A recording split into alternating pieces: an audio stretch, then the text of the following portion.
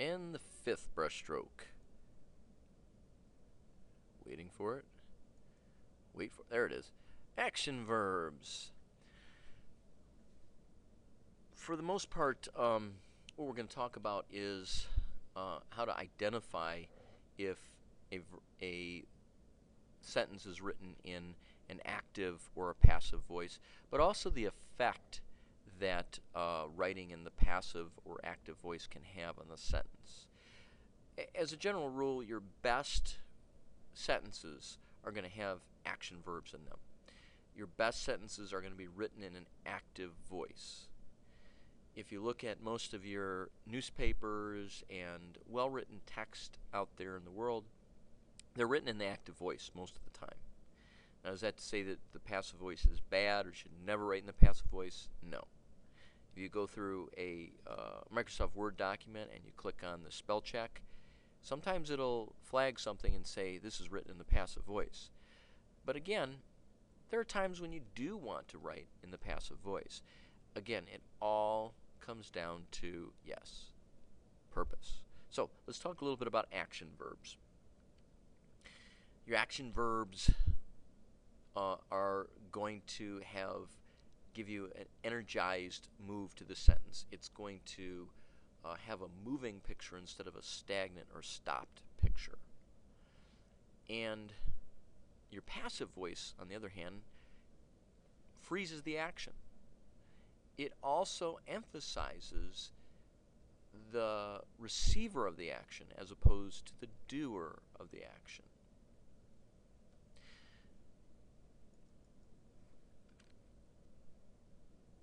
So let's talk a little bit about how you identify an active versus a passive voice, and how do you create a sentence that is going to make the most sense. So let's look at it this way. Let's look at it from the perspective of a flowchart. So in this flowchart we have get this to go. Here we go. Okay. What I have here is a list of steps that I suggest as you're looking at the sentence to figure out, did I write it in an active or did I write it in a passive voice? An active sentence is going to have an action verb in it. It's going to move. So how do you know if something's written in the passive voice or the active voice? Easiest way is to find the subject first. The subject is going to be your who or what that performs an action. The dog ran across the street. Who or what ran across the street? The dog. Your verb is going to be the what are they doing? So the dog ran across the street. What did the dog do? The dog ran across the street. So again, those are easy to find in that instance. If you find the subject, then you're going to want to go to the flowchart that I'm going to show you next and follow that one. If you find the verb, you can follow that flowchart as well. So I'm showing you really 4 ways to figure out if something is in the active or passive voice. And in the process then we'll figure out how you fix it to put it in the active voice if that's what we're looking to do. Now, one other last clue, and this is more or less a trick, if you will, to identify if something is in the passive voice, is if you find the preposition by, and that is located after the verb, that's a dead giveaway that this sentence is in a passive voice. Okay, so let's look at this example here. Okay, starting with, let's see how we can do this here. Okay, so we talked about our flowchart. Let's find the subject of the sentence. We find the subject of the sentence, and then we ask ourselves, is the subject animate or inanimate? Excuse me. If the subject is animate, okay, as in this example here, Joe threw the ball. Okay, so is Joe animate or inanimate? Well, Joe is animate. He's alive, right? So then if he's animate, then the next question we're going to ask ourselves is Joe acting or acted on? Now, the example I gave in the class is I tossed a football to one person sitting in the class, and they caught the football. And I said, okay, if what I did right now was a sentence, who is doing the acting? And the answer to the question was me throwing the ball. So I was the quarterback. The person catching the ball was the receiver. That person was acted on. In this sentence up here, Joe threw the ball.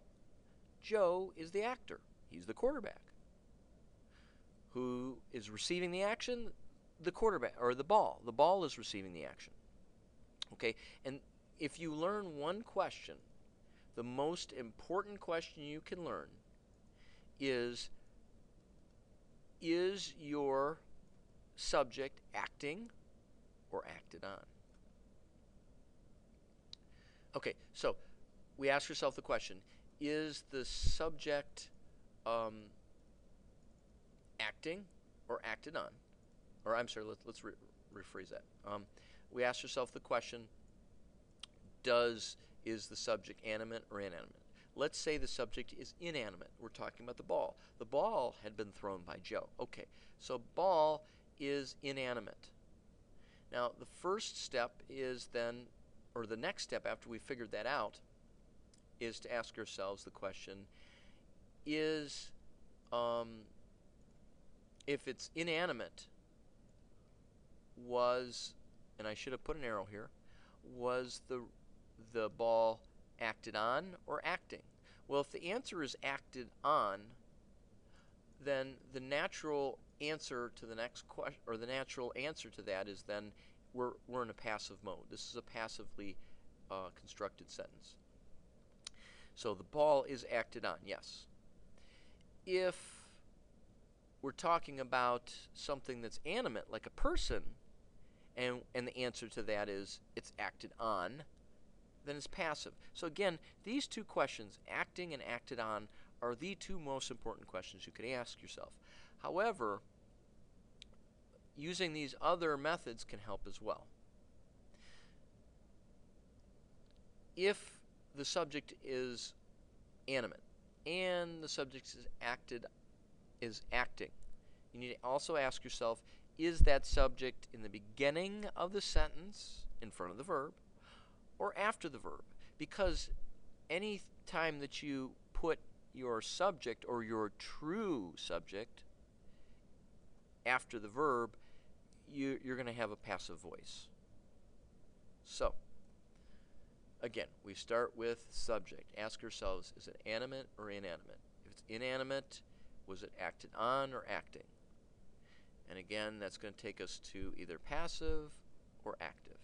And if it's animate, then is it acting or acted on? If it's acting, just check to where is it located in the sentence. Is it in front of the verb or after the verb?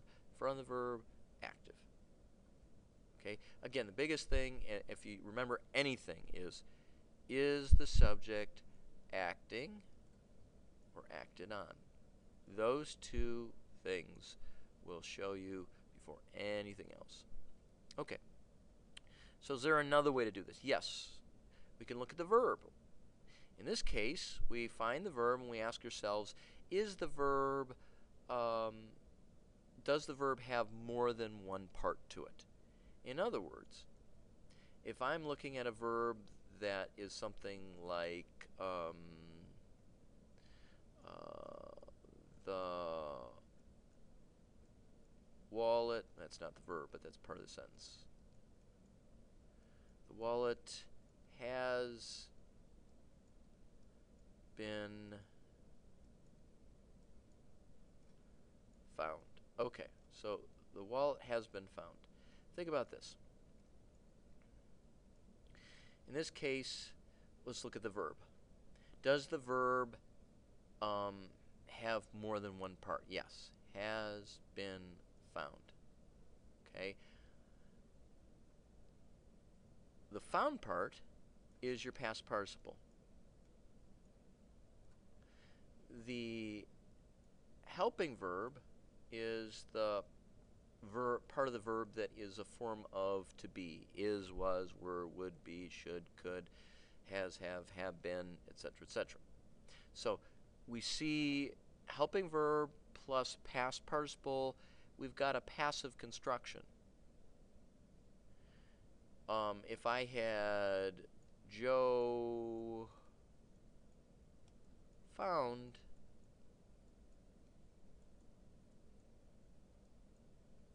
a wallet, I only have one verb.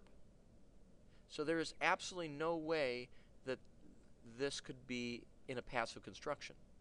So this cannot be passive. It would have to be in the active voice. But again, we're going to do our checks just to make sure. All right, so in this one, what's the subject of our sentence? Joe. Is the subject of our sentence animate or inanimate? He's animate. Joe is animate. So that's one clue. Is Joe acting or acted on? He's acting. Okay, so all those checks lead us to believe that, yes, this sentence is active. In this sentence, what's the subject of the sentence? Well, the subject of the sentence is wallet. Is the wallet animate or inanimate? It's inanimate. Okay. Is the wallet acting or acted on? It's acted on. Someone, and it's not said by this sentence, found the wallet. Okay. The next question I'd ask you is well, how then would we turn a passive sentence into an active sentence? Because you really need to know how to do that. Well, I would find the true subject of the sentence, and I would kick it to the front of that sentence. So in this case, whoever found the wallet needs to be in front. If it's Joe, then put Joe in front of the sentence.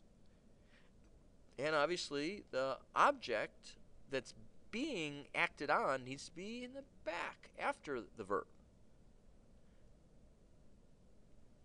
Notice also, I could have changed this sentence to the wallet has been found. Let's see if I can fix this without messing up too bad. The wallet has been found by Joe.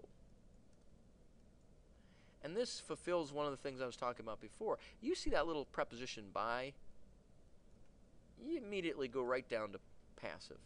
It's kind of a no-brainer.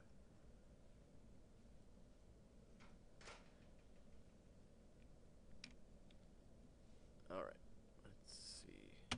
What's up, kiddo? Can you tell me what the homework was? Wasn't it one of these papers? Both. Both of them? Okay, thank you. We're going to use that to study for the test. Okay.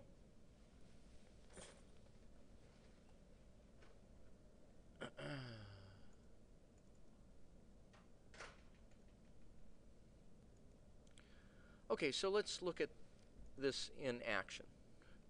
No pun intended. Okay, so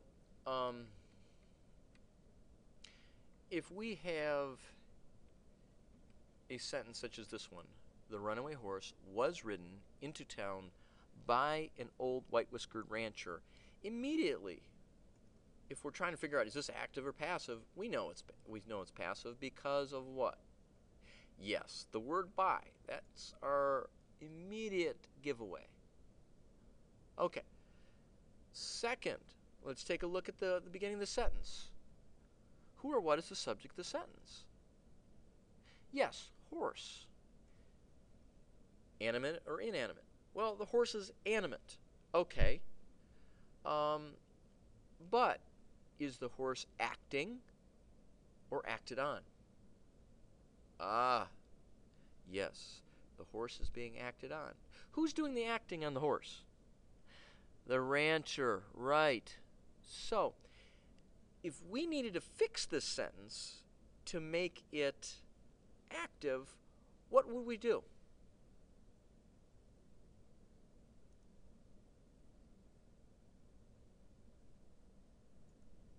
Yes, we would move the white-whiskered rancher to the front of the sentence, take the horse, kick him to the end, and to make this make sense, we need to change our verb from was ridden to rode, and we get rid of that pesky preposition by, and the sentence is shorter and creates a better image if you think about it. The old white-whiskered rancher rode the runaway horse into town.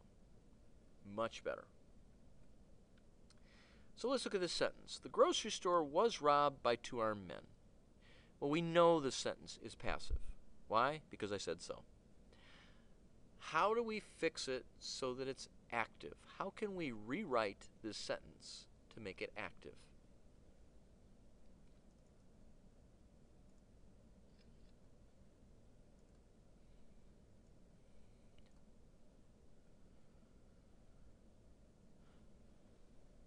And the correct answer is we're going to take the people doing the action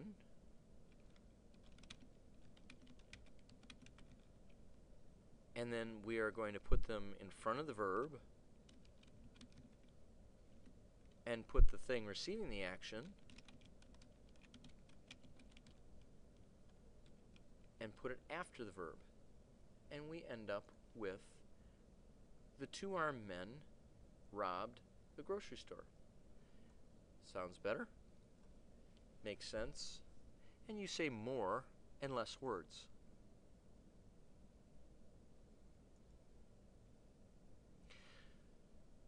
Again, the mark of good writing is to say more and less words, to be efficient with your words. Now, again, as we're looking for the passive voice, we're thinking about who is the actor of the sentence, who is the subject of the sentence, the true subject of the sentence. Is the true subject of the sentence acting or acted on? If we're looking at the verb and we see the verb has a form of to be, is, are, am, was, were, has been, have been, plus a past participle, then we have a passive construction. So let's look at this example here. The clothes were washed. Okay. Well, we have our passive construction in the verb, form of to be, were, our helping verb, plus past participle, washed. Now let's look at our subject. Is the subject animate or inanimate? Yes, inanimate. Is the subject acting or acted on? It's acted on. So, to fix this sentence, we would have to move clothes to the end of the sentence, and whoever did the washing needs to be in front. So it could be Janet or Joe. Joe washed the clothes. Simple as that. Now, there are times when the receiver of the action is emphasized. And I'm going to just do this real quick so I can get back to drawing on it. Lost my... Okay, so let's look at this... Oop, not that one. Let's look at the second example here. Okay. The junk mail has been thrown out by Corinne. All right, so in this case, do we want to emphasize junk mail? Oh, maybe we do. But if you think about it, to make this sentence flow better, what we need to do is take the subject of the sentence that's receiving the action, move them to where the received action should go, which is after the verb, and take who is actually performing the action, Corinne, and move them to the front of the sentence. Okay? So to rewrite this sentence to make it sound better, you would put Corinne throughout the junk mail. Now, the sentence above it, that one works as well. And that one actually is in a active voice. It just depends on, in that case, it's just a different tense. Okay, so this one is active. This one, passive. And again, what you're focused on here is a junk mail, but is that what we really want to focus on? And it depends on the purpose.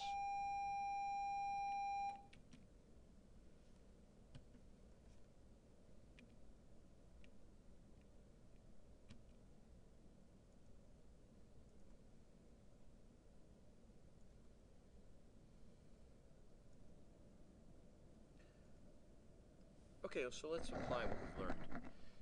If we're looking at these sentences here, we can identify the fact that, let's look at the first sentence. First sentence is, the students ate lunch. Now, is that active or passive? Correct answer is active. How do we know it's active? We know it's active because students is our subject, and the subject is animate. And is the subject acting or acted on? The subject's acting, and our verb is in an active voice. We don't see a helping verb plus a past participle, or helping verb plus a present participle, and obviously that's in the active voice. For the next one, the answers had been given. This one is passive, and it's passive because, look at answers. Answers is an inanimate object. And second of all, answers are acted on as opposed to acting, doing the action. And third, the person or whoever is doing or giving the answers is not present in the sentence. Let's look at the third example. The students were fed lunch. Okay, so are the students acting or acted on? Well, they're animate, but just because they're animate doesn't mean that it's an active voice. Okay, although they're animate, they are acted on, and so because they are acted on, that is passive. The question I would ask you is, who fed them lunch? If we put the lunch lady fed the students, now we would have an active construction. What about this last one? The teacher gave the answers. Well, that's active. And if you look at it, this really would be a better construction than the previous sentence. All right, so let's put all this together. We want to avoid using the passive voice whenever possible. However, does that mean that the passive voice is bad? No. There are times when it's necessary, and I'll show you that in a little bit. But why do we want to avoid the passive voice? Well, for a number of reasons. One, it can weaken your points. Two, it can be ambiguous or unclear at times, or it can sound awkward or stilted or wordy. Let's look at the last example. I'm going to skip down a little bit here. If you look at these two examples here, both of the questions, or both of the sentences, leave some questions for the reader to ask. They're a bit unclear. Right, let's look at the last example here. I know I'm rushing, but the YouTube video can only be so long. All right, this is taken from Catching Fire. Haymitch is deposited in his room, and you'll notice that Haymitch is, although he's animate, he is not active. He is being acted on. He's not acting.